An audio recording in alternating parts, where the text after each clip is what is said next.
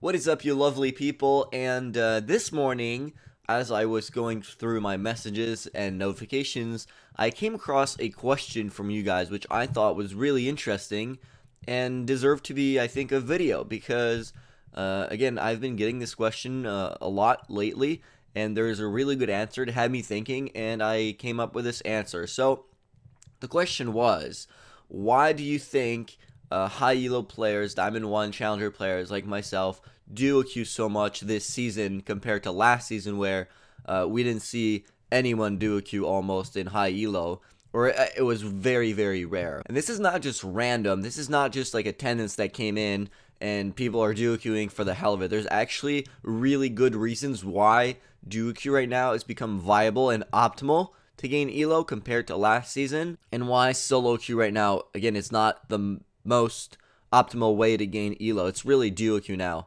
And so let's go through a few changes that Riot made through the Season 3, the Season 4 changes, and kind of explain why these changes indirectly affected DuoQing so much. So basically, in Season 3, if you guys didn't remember, there was this whole support thing where no one wanted to play support, and the last pick would always have to fill as support. Like, at least 90% of the time, that was the case. And so, if you didn't play AD carry and support as a DuoQ partner, then there really wasn't no reason to DuoQ at all, because if you guys play together, because of the way MMR works when you DuoQ, you'd almost always be the last two picks. So one of you guys would have to play support for sure, and then if the other one couldn't get AD carry, you'd basically end up with a top end support being in DuoQ. And since in Season 3, the laning phase had such a big importance, to the side of the faith of a game, if you guys couldn't interact with each other, there really wasn't no incentive to playing together. Because if you didn't know, when you DuoQ, there's actually a downside. It's not just, you play with your friend and it doesn't really matter. No, you're actually going to be placed against better players than you usually are going to be placed when you play solo queue. So there needs to be kind of an incentive to DuoQ other than just playing with your friend. There needs to be a certain way to make this DuoQ an advantage for you, because you're going to be playing versus better players, because Riot considers that you have an advantage by DuoQing because you're able to communicate better, you're able to make plays better, and interact with each other better. Now, if there's no way for you guys to interact in Season 3 together during the laning phase, again, say your support top lane, since the game ended so quickly because of snowballing in Season 3 and the laning phase was so important, if your team lost the laning phase and you lost your laning phase, or your lane, because you couldn't interact with your duo partner and you were playing versus players that were supposed to be better than you are, then really you weren't going to win that many games, because when your team grouped and it was like 20-25 minute mark, which really rarely even got there. Well, it got to like 25 minutes, but rarely the 30 and 35. And so when your team grouped, if you lost your lane, it was almost over instantly. Like, people would just win team fights, bam, end the game, it was over, rinse and repeat. Now, because of the changes they made, not only to supports, now you can actually carry as a support, and it's no longer like a fill role. Most people actually play it.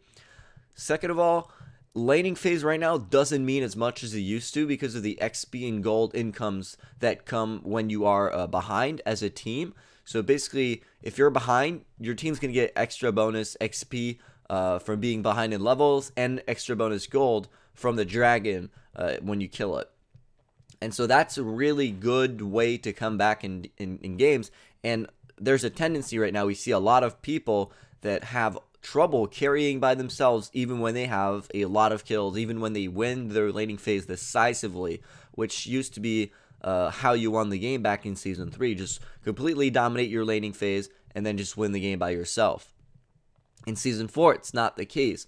We rarely see players, carry games by themselves, because it seems like the faith of games now is more decided around objective control and team fighting, which is really good for DuoQ partners, because then you can interact with each other in those fights, in those crucial moments, and make that communication work well for your team and win fights and objective control through communication with your DuoQ partner. So even if you're not laning together, or even if you don't have two lanes that interact with each other in Season 4, it doesn't really matter. Second of all, they changed how the way picking works. So now you don't even have to be the last 2 picks. You can be the first 2 picks or first, third, fourth. It doesn't matter. It's random now. So your actual changes or your actual chances, of getting the roles that you want will be higher now than they used to be. So that's also one of the reasons that made it so that duo queuing is a lot better than it used to be. So here are a few tips for you guys out there who want to duo queue and kind of who you should duo queue with to optimize your chances of winning, and what role you both should be playing to kind of interact with each other better. But again, this doesn't really matter since Season 4, but these are just optimal. Alright, so first of all, it's a good idea to duo queue with someone who is very, very close from your own elo. So, for example, if you are gold 5, try to find one of your friends who is actually gold 5, gold 4, maximum gold 3, and even then, that's not the best idea. The reason why is because, again, because of how the MMR works when you're duo queuing, if you're the gold 5 player duo queuing with your gold 3 friend, you have to understand not only are you going to play against better players because of your gold 3 friend, which makes your MMR as a team higher, but it's also going to be upped even more because you're duo queuing, which means you might be playing against gold 2 or gold 1 players just because you're duo queuing. Now, if you're confident you can beat gold 1 players, go ahead, but personally, with experience, I know that even if you think you're as good as someone who is 3 divisions higher than you, most of the time that's not the case and you'll just end up losing more games. So by playing with someone who's your average elo, you have more chances of winning as a team and with your interactions and communications. Alright, not only that, but you should actually try to play roles that interact with each other somehow. Now, this is not the most important part, but usually this can make a big difference. And if you play top, then you should play with your jungler. Same thing. If you play bot, then try to play with the opposite. If you play AD carry, play support. If you play support, play with your AD carry. So these are really good tips that I can give you for duo queue, and this is the reason why so many people do it in Season 4 now, because it is really optimal. There's not much of a downside to duo queuing as much as there was in Season 3, and because games faith decide themselves through team fights and objective control now a lot more than they used to, being a duo queue really helps you get control of these and win the game by yourselves. So thank you guys for watching. Hopefully this gave you a bit more information as to why people duo queue so much in Challenger and Diamond 1, and why you should do it if you want to start getting elo fast in Season 4. Have a good day, guys.